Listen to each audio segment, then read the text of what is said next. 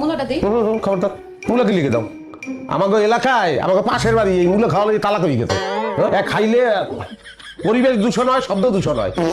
মানুষে খায় গরুতে খায়।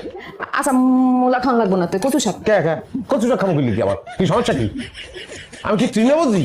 আচ্ছা কচু শাকও খাওয়া লাগবো না, এই যে পালং শাক টানছে। কোনো চেঞ্জ নেই। কি কবিরাজ বাড়ি এটা বুঝলাম না। সব শাক সবজি, কোনো আমিষের ব্যবস্থা নাই। খালি কইতেছে এটা খাও ওটা খাও এটা খাও। এই বিলে এই সমস্ত জিনিসপত্র খাইলে তাহলে কি আমার শরীরে বল হইবে? এতক্ষণ ফিরে খালি শুনতেছি, কিছু কইতেছি না। ভাব খানা নবাব আইছে, বাংলার নবাব। এতই যদি নবাবি নিজে বাজার করে আনলেই তো পারো।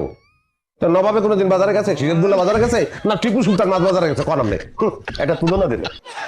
কাশেম কোথায় আর কোথায় নবাব সিরাজউদ্দৌলা? হয় কাশেমরে কাশেমই গেবেন, নবাব সিরাজউদ্দৌলা কইতে দরকার? নিজের কথা নিজেই তো পেছে পারবে। হেড বড় আমি তো একটা জামাই, কি ব্যবস্থাটা কি আমি বললাম না?